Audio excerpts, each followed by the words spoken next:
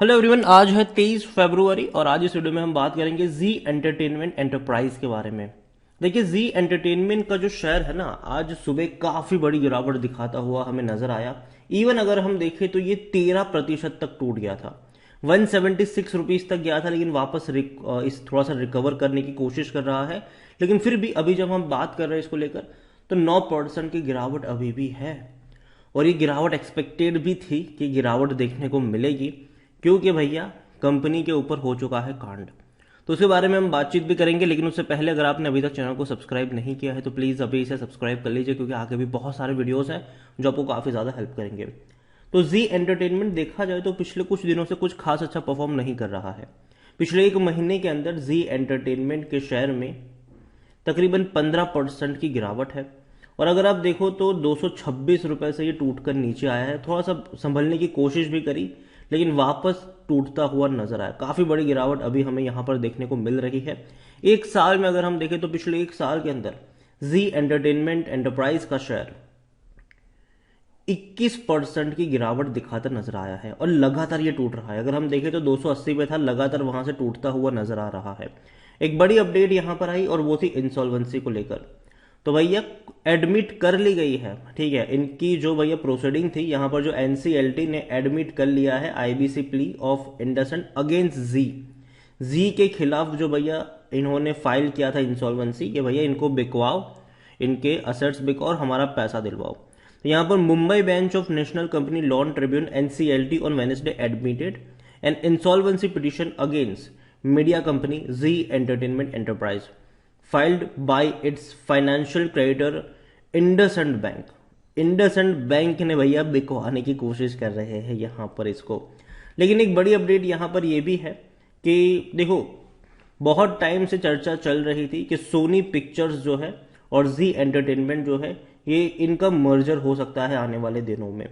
और यहां पर has come a stand still after the insolvency. ये अभी भी है, ठीक है, ये अभी भी है। हो सकता है, ऐसा नहीं कि इंसॉल्वेंसी करा देंगे तो मतलब सोनी वाले बैकआउट कर जाएंगे। इनका कहना है कि ये अकॉर्डिंग टू न्यूज है, ठीक है। मैं ये नहीं कह रहा हूं कि ये अभी ऐसी खबरें आ रही है कि भले ही ये है, लेकिन ये अभी भी इनके साथ खड़े हैं। The option available with Zee entertainment are merger, ठीक है। इनके पास एक ही ऑप्शन है कि भैया मर्जर करवा दे। The only way Zee can go ahead with the merger would be to get the insolvency petition withdrawn. उनका यह भी कहना है, जो अजय शॉ है डीएस के लीगल के हैं, उनकी तरफ से कहा कि it is before the constitution of the committee of creditors it can come to the settlement with the IndusInd bank under section 12A of IBC and have petition withdrawn following the formation of the COC it would require to approval of 90% creditors committee by vote share। तो यहाँ पर उनकी तरफ से ये statement भी आया है कि देखो भैया, चीज़ें बेहतर हो सकती है वहाँ पर अगर मर्जर हो जाता है तो। The bigger question according to the Pandey if Sony be willing to wait while Z goes through the appeal or settlement process। देखो, यहाँ पर एक चीज़ ऐसा भी हो सकता है कि अगर सोनी यहाँ पर डील ना करे, वेट करे, तब तो जी की हालत और ज़्यादा खराब हो सकती है। अब सोनी ही जी को बचा सकता है, ठीक है, ये बात आपको जाननी चाहिए। सोनी जी को बचा सकता है यहाँ पर। जी currently owes 90% of secure debt to major creditors HDFC bank and Kotak bank. However the debt is minor totalling of 33 crore as December 31st 2022। The merger की अगर हम बात करने जाए तो डेफिनेटली इनका मर्जर के चांसेस काफ़ी ज़्यादा हाई है। और इंसॉल्वेंसी पिटिशन की अगर हम बात करें यहाँ पर, तो दिक्कत में तो है ये कंपनी, ठीक है। Insolvency proceeding to start against Zee, ये आज हर जगह देखने को मिल रहा है। और क्लेम क्या है कि इन्होंने डिफॉल्ट किया है 83 करोड़ रुपीस का जो पेमेंट है उसमें इन्होंने डिफॉल्ट किया हुआ है। इतना ही नहीं, द बैंक ने क्लेम किया कि Zee has guaranteed 150 crore loan to Siti which was always expected to maintain an amount equal to 1/4 interest and 1/4 principal in amount of service of its debt। तो जी ये सारी चीजों को फुलफिल करने में नाकामयाब रहा है। IndusInd said that Zee has guaranteed to maintain such amount and it failed to do. और इसीलिए इनको भैया धकेला जा रहा है। इससे पहले भी लास्ट ईयर दिसंबर में हम आईडीबीआई बैंक भी जी के खिलाफ गया था इंसॉल्वेंसी प्रोसीडिंग को लेकर, जो तकरीबन 150 करोड़ रुपए का ड्यूज था इनका।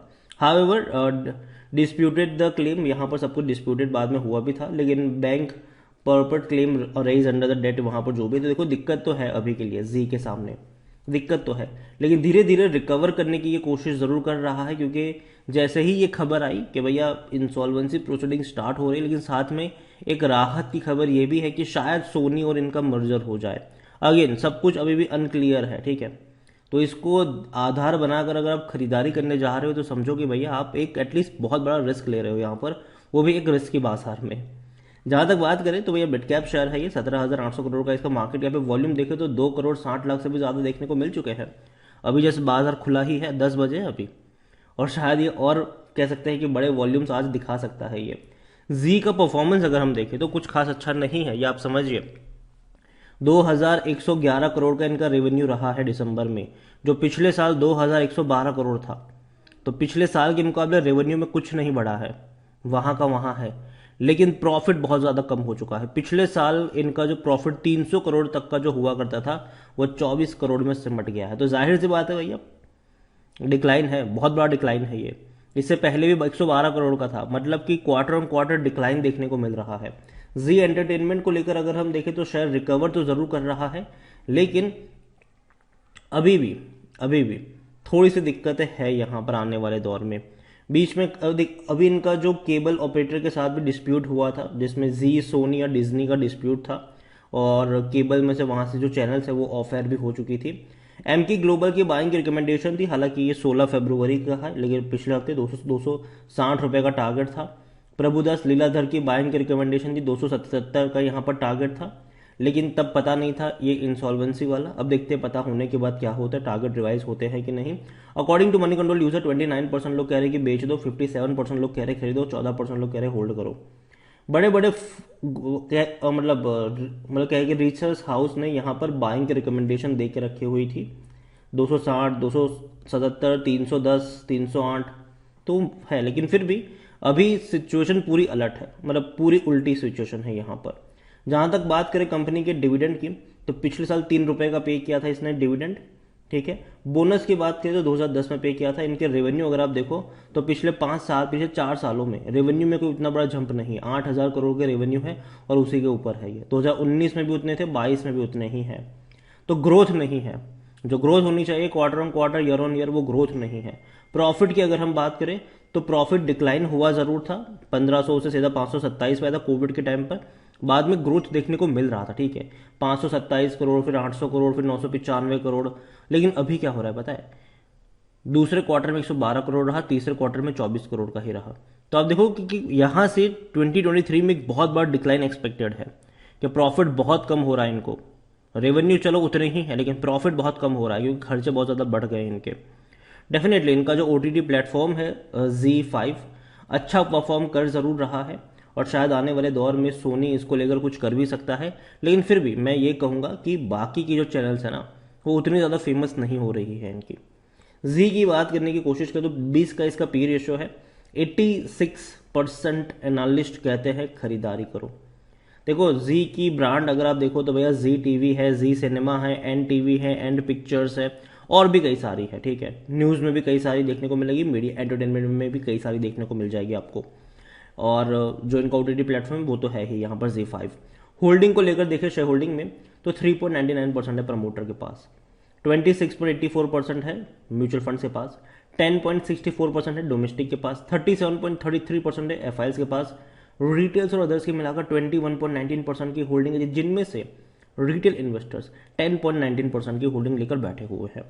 देखिए आने वाले दौर में एफआईएल्स बहुत बड़ी क्वांटिटी में रहेंगे यहाँ पर, अगर डील हो जाती है इनकी सोनी के साथ। तो अभी के लिए मैं इतना ही कहूंगा कि सब कुछ डिपेंड करता है इस डील के ऊपर, कि सोनी इस डील को कितना जल्दी कंप्लीट करता है। अगर नहीं जल्दी कंप्लीट करता है, वेट करेगा, तो हालत खराब होगी। अगर जल्दी से कंप्लीट कर लेगा तो जी के लिए अच्छा हो जाएगा। तो सब कुछ डिपेंड करेगा अब सोनी के ऊपर, कि सोनी मर्जर करेगा भी कि नहीं इनके साथ। अगर करता है तो जी कह सकते हैं कि हाँ चलो भैया, धीरे धीरे ये जो तेजी, मतलब आज जो गिरावट धीरे धीरे वाइंड अप हुई है वो अच्छी बात है, जो आज देखने को मिला कि टूट कर वापस रिकवर कर, वो अच्छी बात है। लेकिन अगर सोनी ने डील नहीं करी तब हालत खराब हो सकती है इनकी। तो सब कुछ डिपेंड करता है सोनी के ऊपर, और जहां पर अनसर्टिनिटी बनती है वहां पर अगेन मैं कहूंगा हमेशा थोड़ा सा सोच कर संभल कर ही दाव लेना चाहिए। बाकी मर्जी आपकी है। वीडियो को यहीं पे एंड करूंगा, पसंद आया हो तो लाइक करो, शेयर करें, चैनल में अगर आप पहली बार आए तो प्लीज सब्सक्राइब करें, और जी एंटरटेनमेंट एंटरप्राइज लिमिटेड के बारे में आप क्या सोचते हैं वो भी आप मुझे कमेंट में लिखकर बता सकते हैं। Thank you.